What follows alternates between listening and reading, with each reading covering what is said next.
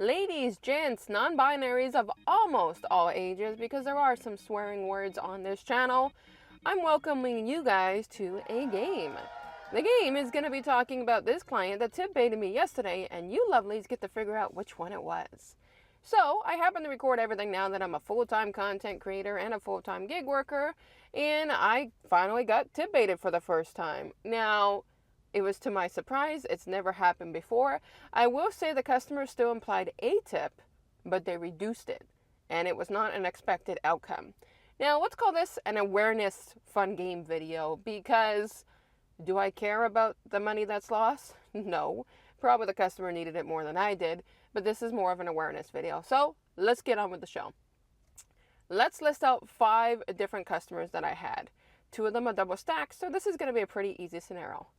Customer A was a Wendy's order. First thing in the morning, I don't know, I think it was like 11:30 in the morning. The order comes in for $8 for just over 4 kilometers. Out of those 4 kilometers, just over 1 kilometer was getting to the restaurant, and 3 kilometers was going to the customer.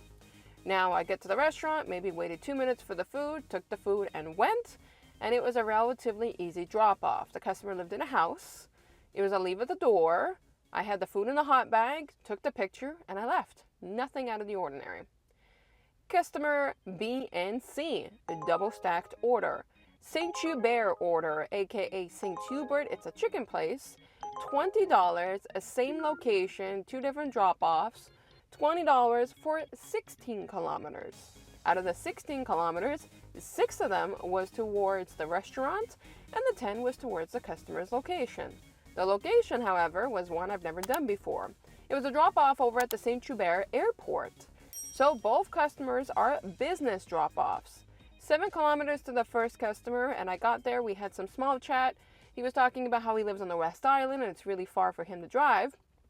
And the second customer, I dropped it off at their office. It was a leave at the door. I was leaving, they came out, they greeted me. Nothing out of the ordinary. Both drop-offs were fantastic, no complaints, just as much as the first drop-off. And then we got the last one, which is our customer where we had D&E. Can't even do my letters here. A, B, C, D, E. Yes, D&E.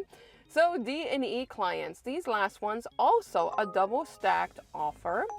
It was for a ramen noodle place. I've been here once before, and it was for $17 for 13 kilometers. I don't remember how many kilometers was to the location, but I know it was a couple. And it was, I got to the restaurant and the order was right there on the counter, both clients. So it was a simple, easy grab and go. Now, the first customer drop-off was at a house, and the lady messaged me in advance asking me to make sure I did not knock on the door because the baby was sleeping. No problems, A-okay on that one. Took the picture and dropped it off. The second one was an apartment complex. Went upstairs to the apartment complex where she asked me to drop it off, took my picture, and left on my merry way. So, we got the $8 order, we got the $20 order, and we got the $17 order. So out of those 3 orders, of course there's 2 double stacked, which one of these customers do we think like to go ahead and jip us Uber Eats drivers? Well, it happened to be the Wendy's order.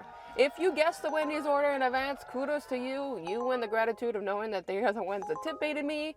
I am a content creator. I'm not doing giveaways. I gotta make money myself. So they are the ones that tip baited me. Initially, the offer was for, I think it was $8 and change, and I ended up getting $4 and change. So what did I do after this scenario happened? Well, of course, my ass is going to get on the phone with support and say, what the hell is coming off here? And they told me respectively that the client has the right to reduce it down to the minimum, which is what they did. The customer gave me a $1.50 tip. Now, am I going to bitch and complain about, I don't know, I think it was like $2.50 or $3 of the tip?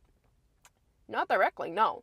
I'm going to tell Uber the fact of how I feel, the fact that they don't support their drivers. What they need to be doing is if you put in a tip, it stays there. But if you want to increase it after, you can increase it. Just like on DoorDash and Skip the Dishes, and for my lovelies in the US, just like Grubhub.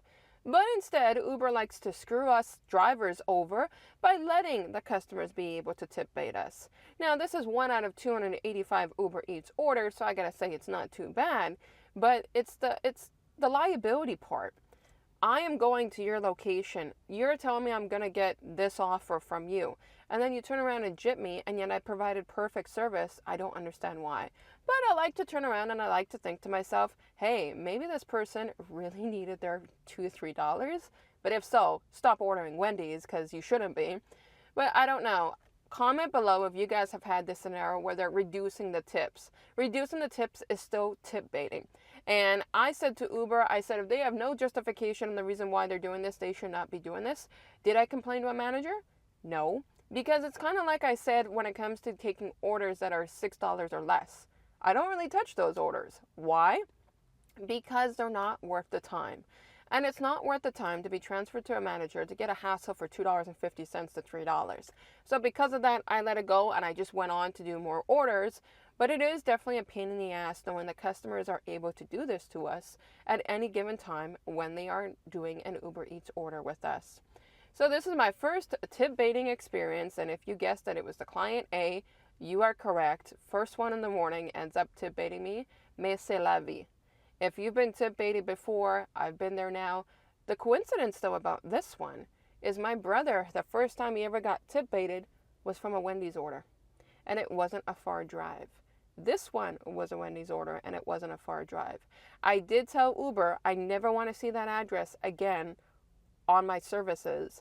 Do I know if they're going to respect that? No, and I literally told the Uber customer service, I said, you can't even guarantee me because I have no written writing that what you're saying is accurate. And I think the most annoying part is when they turn around and they say, I understand this can be frustrating. No, you don't. You got a base salary. You got an hourly salary. Do we? No, we have to hustle to make our money. But c'est la vie. I tried to be as nice as I could to the gentleman, but I was a little bit inflamed about the fact that this can even be happening. It's not the dollar, it's the principle. But Uber Eats does not respect principles, let's face it. So there we go. So I hope this was more of a fun interaction, a way of showing that I got tip baited. And to those that always stick around or continue to stick around, I'll catch you lovelies in the next video.